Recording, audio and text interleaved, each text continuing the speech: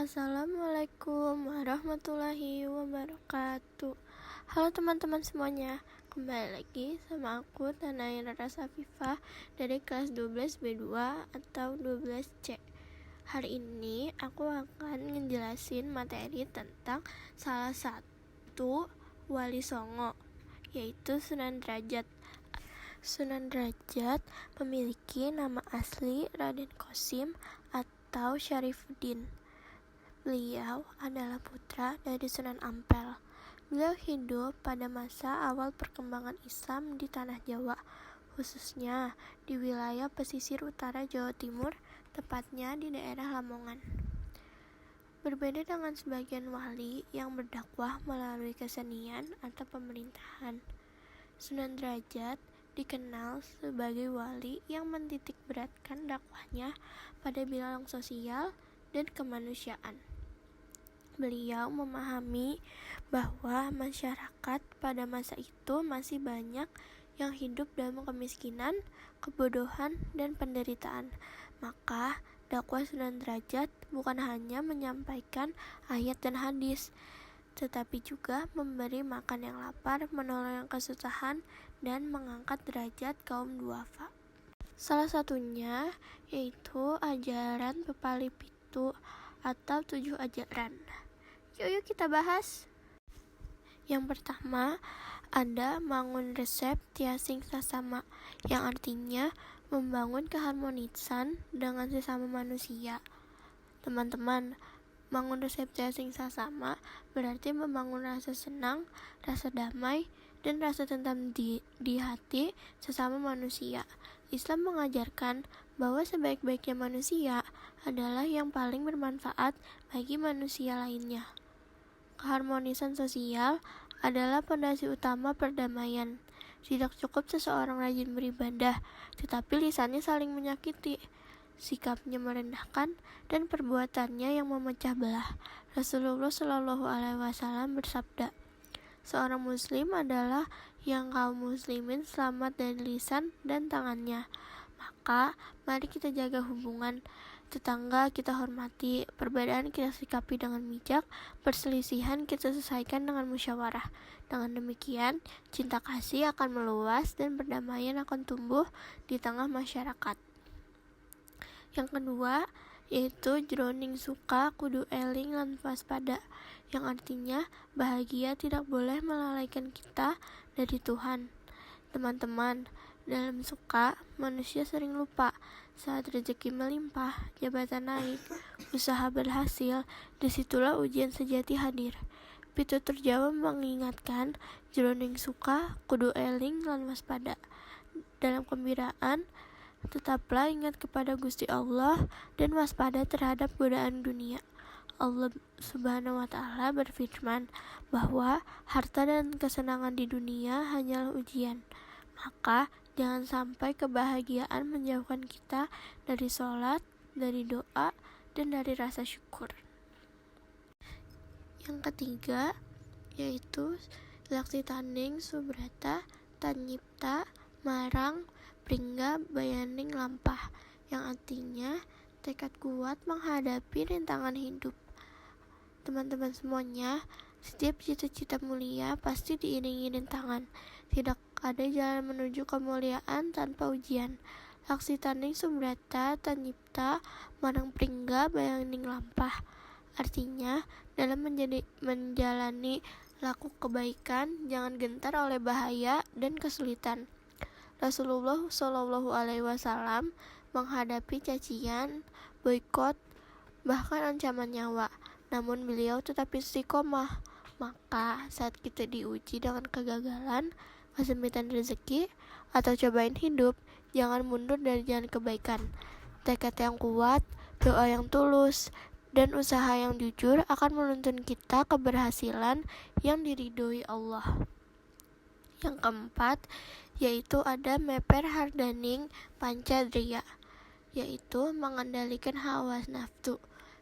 Teman-teman semuanya, musuh-musuh terbesar manusia bukanlah di luar, tetapi di dalam diri, hawa nafsu. Meper hardening pancadriya berarti menekan dan mengendalikan pancadrindra dari hal-hal yang menjerumuskan, mata dari maksiat, telinga dari ghibah, lisan dari dusta, hati dari iri dan dengki. Puasa, sholat, berzikir, dan sedekah adalah latihan spiritual untuk menundukkan hawa nafsu. Dengan mengendalikan diri, batin menjadi tenang, hati menjadi bersih, dan jiwa semakin dekat kepada Allah. Yang kelima, yaitu ada henang, hening, henung. Keheningan sebagai jalan menuju kebebasan batin. Teman-teman, di tengah hiruk-pikuk dunia, kita butuh henang, yaitu diam dari keburukan, hening, yaitu jernih pikiran, dan henung, yaitu kedalaman rasa. Dalam keheningan, doa dan zikir, kita menemukan kedamaian sejati. Allah berfirman, ingatlah, hanya dengan mengingat Allah, hati menjadi tenang. Luangkan waktu untuk bermuhasabah, merenung, dan mendekatkan diri kepada Allah. Dari ketenangan itulah terbuka jalan menuju kebebasan jiwa yang mulia. Yang keenam, yaitu ada mulia guna pancawaktu, kemuliaan hidup melalui sholat 5 waktu. Teman-teman semuanya, kemuliaan sejati dalam hidup tidak ditentukan oleh seberapa tinggi jabatan kita, seberapa banyak harta yang kita miliki, atau seberapa besar pujian manusia kepada kita. Kemuliaan yang hakiki adalah ketika hidup dengan dekat dengan Allah. Pitutur luhur Jawa mengatakan, mulia guna pancawaktu. Artinya, kemuliaan hidup akan tercapai apabila seseorang menjaga sholat 5 waktu dengan sungguh-sungguh. Sholat bukan sekedar kewajiban, tetapi kebutuhan rohani yang menjaga keseimbangan jasmani dan rohani. Sholat mengajarkan disiplin waktu, membersihkan hati, serta mencegah perbuatan keji dan mungkar. Ketika sholat, kita jaga dengan ikhlas dan khusyuk, maka akhlak kita pun akan terjaga dalam kehidupan sehari-hari, baik di rumah, di tempat kerja, maupun di tengah masyarakat. Rasulullah Shallallahu Alaihi Wasallam bersabda bahwa sholat adalah tiang agama. Jika sholatnya naik, maka baiklah seluruh amalnya. Maka marilah kita rawat sholat 5 waktu, kita tegakkan tepat pada waktunya, dan kita hadirkan hati saat menghadap Allah. Dengan sholat yang terjaga, insya Allah hidup kita akan diberkahi, dimuliakan, dan diberi ketenangan lahir dan batin. Dan yang terakhir, yaitu ada menehono tekan marang mukang wuto, yang artinya berilah tongkat kepada yang buta. Manehono makan marang wong kang luwe, yang artinya berilah makan kepada orang yang lapar. Manehono busana marang wong kang wuda, berilah pakaian kepada orang yang tidak berpakaian.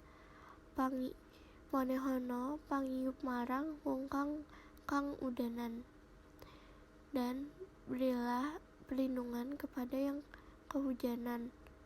Inilah wujud nyata bila hal Islam hadir bukan hanya dalam kota, tetapi dalam kepedulian dan tindakan nyata. Dengan menolong sesama, kita menolong diri kita sendiri di hadapan Allah. Teman-teman semuanya, Sunan Derajat berdakwah bukan dengan paksaan, bukan dengan kekerasan, melainkan dengan keteladanan akhlak. Beliau hidup sederhana, dekat dengan rakyat kecil, dan selalu hadir di tengah-tengah masyarakat yang membutuhkan. Inilah yang membuat dakwah beliau mudah diterima. Masyarakat melihat Islam bukan sebagai ancaman, tapi rahmat, sebagaimana firman Allah Subhanahu wa Ta'ala yang berbunyi, dan tidaklah kami mengutus engkau Muhammad melainkan sebagai rahmat bagi seluruh alam. Quran Surat Al-Anbiya ayat 107. Sunan Derajat telah mencontohkan bagaimana ayat ini diterjemahkan dalam kehidupan nyata. Teman-teman semuanya, relevansi ajaran Sunan Derajat di zaman sekarang yaitu jika kita melihat kondisi masyarakat saat ini, masih banyak saudara-saudara kita yang hidup dalam kesulitan. Masih ada yang kelaparan, kekurangan pendidikan, kehilangan arah hidup, bahkan kehilangan kepedulian dari sesama. Maka Sunan Derajat menjadi sangat relevan ajarannya. Islam tidak cukup hanya disampaikan dari mimbar, tetapi juga harus diwujudkan dalam aksi nyata, seperti membantu fakir miskin, menyantuni anak yatim, menolong korban bencana, dan menguatkan yang lemah, mendidik yang bodoh.